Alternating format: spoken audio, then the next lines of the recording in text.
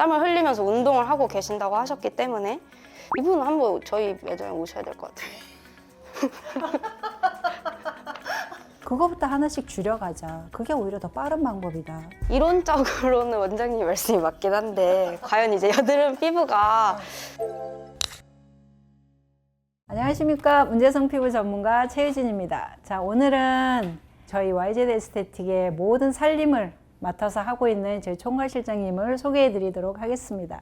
안녕하세요. YZ 에스테틱 총괄실장 문서울입니다. 네, 실장님이 오늘은 저희한테 사연을 주신 분부터 몇 분 소개를 해주시면 또 같이 거기에 대해서 얘기를 나눠보도록 할게요. 먼저 28살 김땡땡님 여성분 고민 먼저 읽어볼게요. 저는 평소에 피부 관리를 정말 열심히 하는 편이에요. 클렌징도 꼼꼼히 하고 순한 제품만 골라 쓰는데도 여드름이 계속 올라오더라고요. 근데 제 남자친구는 세수도 대충 하고 스킨케어도 아예 안 하는데 피부가 저보다 훨씬 깨끗해요. 특히 저는 생리 전에 턱이랑 볼에 여드름이 심하게 올라오고 스트레스를 받으면 이마에도 트러블이 생겨요. 혹시 제가 뭘 잘못하고 있는 걸까요? 제가 어떻게 해야 여드름 고민을 해결할 수 있을까요? 답을 알려주세요. 실장님은 이제 고객분들 케어를 많이 하시니까 대충 이제 이분의 사연을 들어보면 아, 뭐가 문제겠구나 하는 게 이제 보일 것 같아요. 대표적으로 뭐가 먼저 보이세요? 일단 첫 번째는 생리 전에 턱이랑 볼에 여드름이 심하게 올라온다. 그리고 이제 스트레스를 받으면 이마에도 트러블이 생긴다 라고 말씀을 주셨는데 제가 생각할 때는 이분이 이제 그냥 호르몬의 영향을 좀 많이 받고 스트레스의 영향을 많이 받으시는 분이 아닐까. 그래서 이제 이분이 좀 여드름 고민을 덜려면 이제 생리 때가 좀 다가올 때는 열감을 좀 관리를 해주고 스트레스를 확 받으면 여드름이 좀 올라오는 걸 본인이 이제 인지를 하고 있는 거잖아요. 그럼 이제 그럴 때는 좀 주기적으로 팩을 해준다거나 그래서 추가적으로 좀 관리를 권장하지 않을까 싶은데요. 맞습니다. 제 답변하고 거의 흡사한데 좀 속상하긴 한데 남자친구 부분에 있어서는 그냥 그 남자친구는 유전인자가 좋은 거예요. 인정할 거 인정하고 그러면 이제 아까 사연 중에 보니까 나는 꼼꼼하게 한다. 이 부분이 저도 꽤나 걸리거든요. 대체적으로 꼼꼼하게 한다라는 거는 어떤 의미냐. 일단 내가 메이크업을 했으면 말할 것도 없고 메이크업을 안 했음에도 불구하고 뭐 선크림 정도만 발랐음에도 불구하고 이중세안, 삼중세안 건조함이 심한 부분이 아닐까. 더군다나 생리 때도 심해진다. 생리 때 입이 터졌어. 그런 얘기는 뭐예요? 내가 호르몬이 원하는 음식을 많이 먹는다. 자극적인 음식을 많이 먹는다. 좀 생활 패턴도 좀 신경 써주셔야 되고 음식 패턴도 신경 써주셔야 되고 무엇보다 클렌징을 과도하게 하지 않는지 내 피부에 맞는 걸 하고 있진 않은지 그거부터 챙겨보고 나서 남자친구 피부와 내 피부를 비교하는 게 오히려 더 현명하지 않을까. 너무 억울해하지 맙시다. 자, 실장님 이제 두 번째 사연 어떤 내용인지 한번 말씀해 주시겠어요? 두 번째 사연은 23살 송땡땡님 똑같이 여성분이에요. 저는 어렸을 때부터 여드름을 달고 살았어요. 그러다 보니 피부 탄력도 남들보다 빨리 떨어졌고 모공도 넓어요. 또래보다 확 늙어 보인다는 소리도 듣고요. 친구들은 아직 볼살도 통통하고 피부도 애기 같아서 부럽기만 한데요. 저는 쌩얼일 때 여자친구들조차 저를 못 알아볼 정도예요.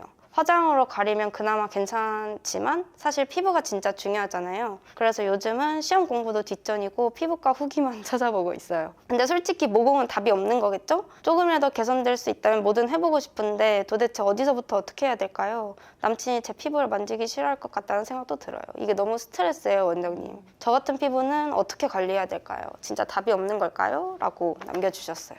제가 이분의 피부라면 메이크업 하는 빈도수를 줄이거나 메이크업을 하지 않겠어요. 좀 고통스럽긴 할 거예요. 그거를 하고 그 다음에 무엇보다 식습관을 한번 살펴볼 것 같아요. 피부가 싫어하는 게 뭔지 그거부터 찾아서 그거부터 하나씩 줄여가자. 그게 오히려 더 빠른 방법이다. 이론적으로는 원장님 말씀이 맞긴 한데 과연 이제 여드름 피부가 화장을 하지 않는 게 자제를 하는 게 이게 몇이나 가능할까. 뭐 다 안 좋지만 뽑자면 저는 그 파우더가 제일 최악이라고 생각하거든요.